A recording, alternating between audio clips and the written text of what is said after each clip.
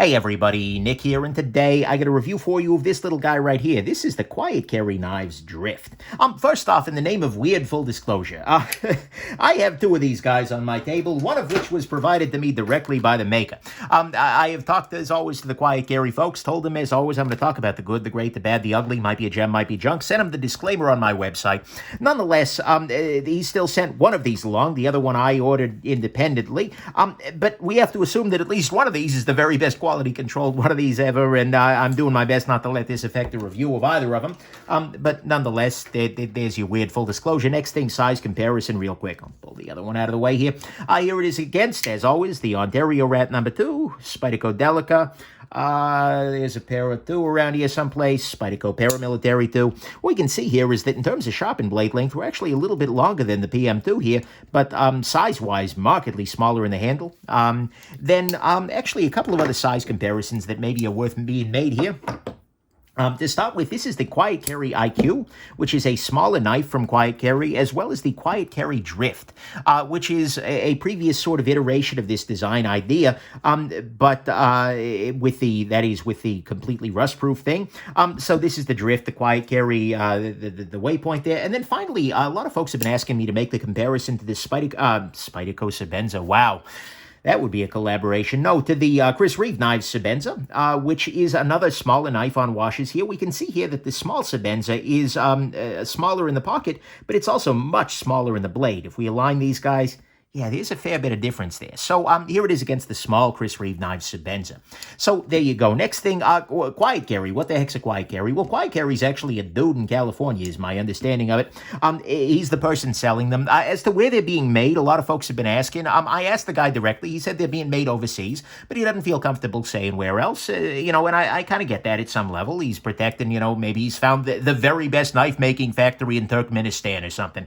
I don't freaking know. But basically, you have to assume that this is being made, it could be anywhere, right? And so if you have strong political reasons that are preventing you from purchasing knives from Iceland, then by God, this could be made in Iceland. Either way. I have to assume it's probably either China or Taiwan, but we have no idea otherwise, so do keep that in mind. Ultimately, though, at least in my estimation, quality is about effort, not geography, so it's sort of an academic question as long as he's not claiming they're being made in the States, which he's absolutely not.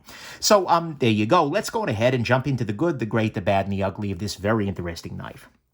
So on the good side, to start with, it says a nice deep carry clip. It's a wire-style clip, and it is ambidextrously mountable, by the way, and which couples, by the way, with the ambidextrous studs to make this a more lefty-friendly knife than most. Although I will note that there is a little bit more cutout on the right side than on the left side, but even with my relatively poor lefty skills, I can still pop it open on the left side, so keep that in mind. But as a result, this is a very nice knife in the pocket. It just disappears in the pocket, and the only thing that's hanging up from this knife is just that. So it's not going to be terribly scary to folks. So that's good. Next thing, this is a very lightweight knife. This is coming in at, let me pull up my scales here. The weight on this guy is coming in at 2.75 ounces for a little bit more than 3.5 inches, I'm sorry, it'd help if I'm not on the thumb stud here. Yeah, a little bit more than 3.25 inches of blade, that is. It's like 3.25, 275, something like that. Wow. 3.27 something. Look, I don't care. You can look that up online. They'll do a better job of it than I am. I'm just going to rant at you here. But anyways, that means that it is under 1 ounce an inch, which means it is lightweight, which is the point I was originally trying to make before I started down the path of idiocy, which, given I started that path a long time ago. So what else is new? Next thing. This guy is super duper thin. If we put this guy up next to your Spyderco Delica, you can see here, this is actually a little bit thinner in the pocket than the Spyderco Delica, and part of that is because the blade stock is so amazingly thin on this. I don't say it's amazing because no one else has done it before or anything like that. I just say amazing because nobody freaking is doing it these days. 0.08-inch blade stock, which is amazing. If we do that in in a unit that makes any sense, we see here 2.1 millimeters. Yeah, that's a joy. So it is a super thin knife with super thin stock. Next thing, if you go on the website, you'll see that there are actually multiple textures, multiple finishes, colorways. They've got a full black version, a black with satin. They've got full stonewash, bead blast, I think. They got plum, Cerakote on there. This particular variety that we're looking at for both of these is actually a stonewash plus satin. finish on this, but both of those are also options you get elsewhere. Next thing, great ergonomics on this guy. You are not going anywhere on this guy, partly because the stonewash gives it a little bit of texture, but partly because you've got a little bit of jimping up here, and you've got this great finger groove, which is really well designed. And it really, I mean, if you look at the way that this is designed, it works great with my particular hands. Given I have smaller hands than most, but between that little groove up here and this little piece down here, you're really not sliding off of this. This locks into the hand very, very well. The ergonomics are great on this. There's a little tiny bit of hot spotting off the clip, but honestly, I don't care. It's really good in the hand. That's excellent. Next thing, this is a very understated design. I mean, seriously, if you look at this guy, the blade lays entirely within the knife when it's closed, which is something that brings people joy. But just, it's a chunk of titanium with the four little holes that are a QuietCarry kind of standard, if you will. The whole thing is just beautiful. I like QuietCarry's design language a lot. I've made no secret of this. They do really nice stuff design-wise. And they keep dropping these really cool knives like the IQ, like the Drift, like this guy, that just have great design language. I appreciate what they're doing there design-wise, and they all look unified. And that's a lot more than can be said for a lot of small startup companies. Next thing, action on this is super. This has, so the biggest issue that the Drift had is a relatively weak detent, which made it just not great for flipping open and closed and whatnot. This guy is running on phosphor bronze washes, and it has an amazing detent. It fires open with such joy, and it's such a smooth damn opening. It's really, really nice. This is absolutely a great smooth close. It is much more close to the Three Rivers Manufacturing Atom style quick washing washer action, that is, than the Shabazz style hydraulic washers. And it's not like a drop shutty sort of thing, but it is a very, very smooth, very, very quick action. I love this action a lot. This is exactly what I would like to see on a knife like this. It's beautifully, beautifully done. And especially given the way that this is arranged, given the direction of the thumb stud movement, the direction of this is just brilliantly designed. I like this action so much, and given that that was kind of the turd in the punch bowl of the Drift, it's nice to see them get that right here. And then finally, on the good side, it is completely rust-proof. Completely. It is using a Van Axe Super Clean blade, which is impressive in and of itself. This is the only production knife company that's doing this. Actually, Shirogorov has used Van Axe in the past, but it is the only production knife company doing this right now, using this steel right now, and it is a great steel. It holds an edge very well. It's a good all-around steel, but it also happens to be completely unable to rust. The lock bar insert is LC200N, which is another great steel that happens to be unable to rust. The body on it is titanium. The screws themselves are a maritime grade, is what he told me they are, but nonetheless, those haven't rusted either. The way that I tested this was low tech, but it worked. I left this knife in my shower for probably the better part of a month, my poor wife, you know, honey, why do we have a knife in the shower? Oh, that's the shower knife. Well, what do I do with it? Well, we're testing for rust. Okay, what do I do with it? Well, splash it if you get a chance, right? And so this guy has been in my shower for the better part of a month, and you know what? It's completely fine. There is not a hint of rust. There's not a hint of anything on there. I mean, to be fair, it's probably traumatized a little bit, but it's absolutely, it's fine. There's no hint of rust or anything, and so I appreciate that very, very much. Yeah, I live by the ocean. I could have just taken it down there, but quarantine, you know, we gotta do our part. So the freaking Waypoint is rust-proof, and I can vouch for that personally, because I did my best to be mean to it in that way. So, bad knife, bad. So that's the good to me, is that it's completely rust-proof with a super action, understated design, great ergos, lots of texturing, good thin body and blade.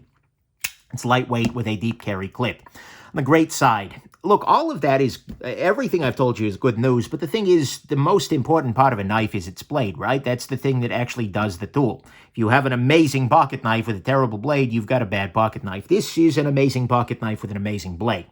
Like I said, it's Van Axe Super Clean, which is a steel that I am just a fan of every time I've had it, and given that's not been that often, and the QuietCarrys have been the big source of that, but it holds an edge very, very well. It sharpens nicely. It's got a beautiful hollow grind on this. You can actually see there's a hollow grind here. This is not just a good old-fashioned plunge grind, full flat. And so as a result, this is super thin behind the edge. This cuts so well, I could cry. It's amazing. This blade is great. They have done an amazing job of making this knife, which has a relatively short blade. With that hollow, they have made it so damn slicey. And so thin stock, thin edge, super clean Van Axe Super Clean steel. Yes, Yes, yes, yes, yes. This is an amazing blade. And the fact that that amazing blade happens to be inside an amazing knife makes it all the sweeter, but that was kind of a sine qua non, right? Needed that one to happen. So to me, that's what's great, is the blade on this is freaking great. Bad side, it's expensive. Yeah. The thing is, okay, it's Vanax. Yeah. Completely rust-proof. Yeah, titanium. Yeah, LC200N lock bar. Yeah, amazing action. Yeah, okay. Yeah, the $295 is a bunch of money, but honestly, they're not. I can't get bent out of shape about that price at all. I'm putting this in the bad because a lot of people are going to be disappointed because they can't afford it, not because I think they're ripping my face off at all for that price. I think this is a very, very nicely priced knife at $295, and considering a lot of the competition for, knives that are on washer, they are doing just fine right here in terms of price. Next thing, the pivot screw on this guy. This is a weird little detail, but this guy had a pivot screw. This didn't show up in the disassembly video. First time I took this guy apart, this didn't turn up to be an issue, but basically there is a little barrel in there, and then there are screws on both sides. This one is untooled, and as a result of the second time I took this guy apart, actually the pivot unscrewed from that side. It's not a big deal, and I was able to screw that in and put in some strong thread locker to keep it in place, but it's a little weird that wasn't bound that way. They didn't JB weld that side of it in from the factory. This is often done in the knife industry, so I had to do that myself. It's not a big deal. I'm nitpicking here, but I got a nitpick, right? Then finally, and the biggest issue that this knife has, is the fact that the screws are super shallow. What I mean by that is that if we look at this guy, there is really not a lot of depth for your driver to get in there. And so as a result, if you have any kind of, let's see here. Oh, that's right. These are T8, not T6. Come here, freaking screwdriver. Yeah, there we are. If you just do not have a whole lot of depth on this, so you're going to want to make sure that you're using, relatively new, undamaged bits, because otherwise you run the real risk of stripping these guys out. So be careful with that, and that's honestly the ugliest thing, or the worst thing about this, is that unlike some other things, and I'll pull up the Shabazz here, which has very, very deep screws, just to show the contrast, these screws, because they're super flat and super thin, are super flat and super thin and don't have a whole lot of depth there. So to me, that's what's bad, is that the screws are shallow, the pivot wasn't Loctited on both sides, and the price is high, but I get it. That's the bad. Ugly-wise, there's nothing here. So, predictably, your final conclusion, you know what? This is a damn good knife. I mean, seriously, it is. It's got a great clip, a lightweight, thin profile, lots of options, awesome ergos, good design, great action, completely rust-proof, and to top it all off, it's got an amazing blade. It's understandably pricey. The screws are a little bit shallow, but mostly, whoa.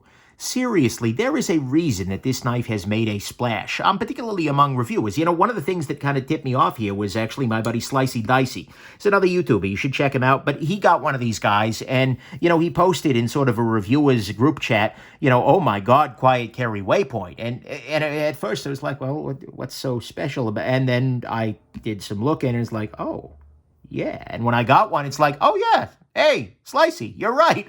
Holy crap, this is good. I mean, seriously, this knife would be really excellent, even in its current form factor, as an S35VN production piece with... then there's the fact that on top of all of that, this is a really excellent everyday carry choice that happens to also be completely rust-proof. And as a result, we're left with a knife that is now serving the smooth washer action crowd, because this is not on bearings, this is on phosphor bronze washers. It has the kind of action you dream of from a phosphor bronze washer action. It also serves the thin, slicey blade crowd, of which I am very much a member, because this cuts like amazingly, and you know what? It also serves the I may be a swamp witch, so I need everything to be rust-proof crowd. And you know what? You end up with a knife that is an amazing EDC choice for like 4 different groups of people.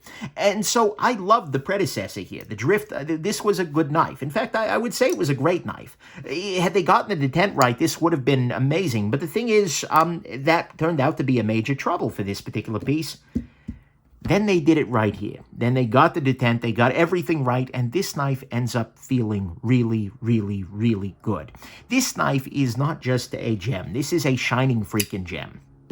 The QuietCarry Waypoint here is one of the very best knives that's come out this year, and could be one of the very best knives that will come out this year. This is a knife I have recommended to a ton of people already, and it's a knife that I'm starting to recommend over a lot of your kind of stalwarts out there in the world, because in a lot of ways it competes with a lot of really high-end pieces, right? The Chris Reeve knife Shabazz versus this ends up being cheaper. It ends up being very smooth, although in a very different way. This is not made in the States, which is, that is, the QuietCarry's not made in the States. Chris Reeve absolutely is. is. But it's thinner, it's slicier. It's for a lot of folks, this is going to be, and it's completely rust-proof. This is going to scratch some of the similar itches, but in a very different form factor, in a very different way, and with a couple of other benefits on there. There are still reasons to love the Shabazz, but in a lot of ways, this is going to be sort of interacting directly with that, and with a lot of the other high-end washer-style knives out there. So this is a really, really nice knife. It's one of the better knives that I've handled, just period. And it is a very, very strong contender for 2020's Knife of the Year. I don't know who's going to win that competition, but I know for damn sure that on the high end, this is going to be right up against it. This is a really, really nice piece. So, I mean, I guess I can't really say anything stronger about it other than look how little I was able to complain. Holy crap. So overall, well done, QuietCarry. This is, keep this knife around. Keep making this model.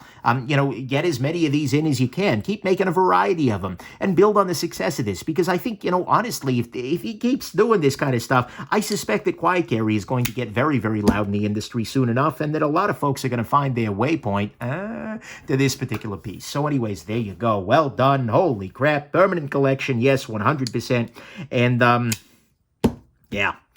Hope this has been interesting to you, and have yourselves just an absolutely wonderful rest of your day. Bye now.